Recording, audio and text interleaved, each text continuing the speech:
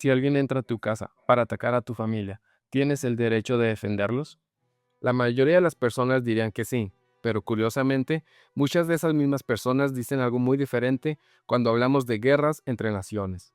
En los últimos días he visto algo que aparece constantemente en los debates sobre la guerra.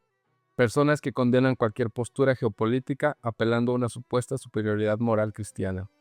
La frase suele ser algo así: yo no estoy en ningún bando, soy cristiano.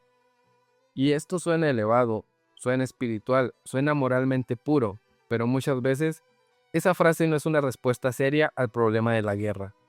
Es una forma de evitar el problema. Porque cuando alguien intenta analizar un conflicto desde la historia, la política o la civilización, aparece inmediatamente quien quiere trasladar todo al plano espiritual, y con eso cerrar la conversación. Pero hay un problema: la guerra no desaparece porque la espiritualicemos. Y aquí es donde vale la pena recordar el argumento de uno de los pensadores cristianos más lúcidos del siglo XX, C.S. Lewis. En su ensayo ¿Por qué no soy pacifista?, Lewis plantea algo profundamente incómodo. El cristianismo no exige necesariamente el pacifismo absoluto. Durante siglos aceptó que en ciertas circunstancias la guerra puede ser trágica, pero moralmente necesaria. No porque la violencia sea buena, sino porque el mal en el mundo es real y a veces solo puede ser detenido por la fuerza. Y Lewis observa algo muy interesante. Muchos pacifistas condenan cualquier uso de la fuerza como si fuera moralmente inferior, pero lo hacen desde una posición profundamente contradictoria. Lewis plantea una pregunta muy simple. Imagínate esto: un agresor entra a tu casa para atacar a tu familia. ¿Tienes el derecho de defenderlos? La mayoría de las personas dirá que sí. Ahora imagina que llamas a la policía. Lo que estás haciendo es pedir a alguien que use la fuerza para detener al agresor, incluso si eso implica violencia. Nadie dirá que el policía actuó inmoralmente para intentar detener al criminal. Entonces aparece la pregunta que Lewis formula: ¿por qué aceptamos ese principio cuando hablamos de individuos, pero lo rechazamos completamente cuando hablamos de naciones? Lewis señala algo incómodo.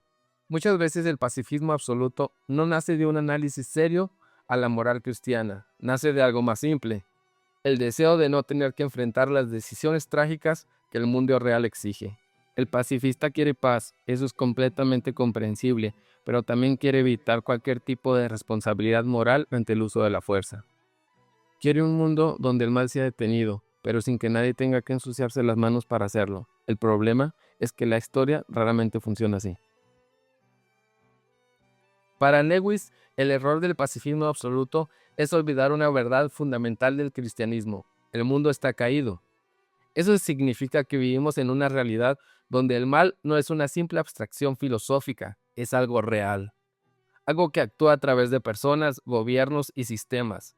Y cuando ese mal aparece armado, organizado y dispuesto a destruir, la pregunta moral no desaparece, simplemente se vuelve más difícil.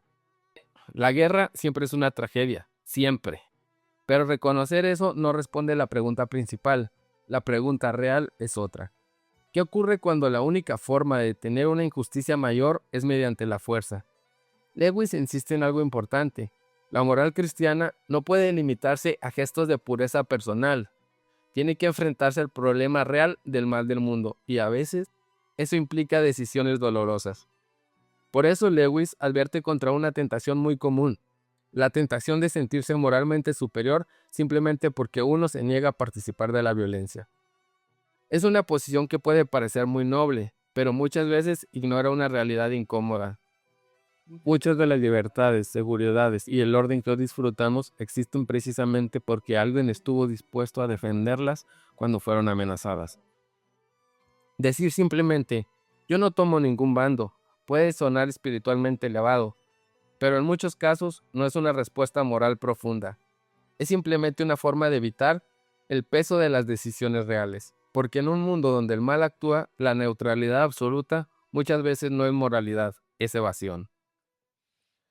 El cristianismo no glorifica la guerra, pero tampoco exige cerrar los ojos ante la realidad del mal.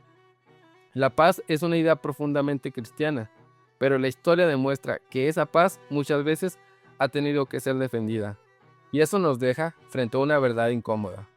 En un mundo caído, no todas las decisiones morales son limpias. Algunas son simplemente menos malas, que permiten que el mal avance sin resistencia. La verdadera pregunta no es si la guerra es terrible, eso ya lo sabemos. La pregunta es otra. ¿Qué estamos dispuestos a hacer cuando el mal aparece y la única manera de detenerlo exige algo más que palabras?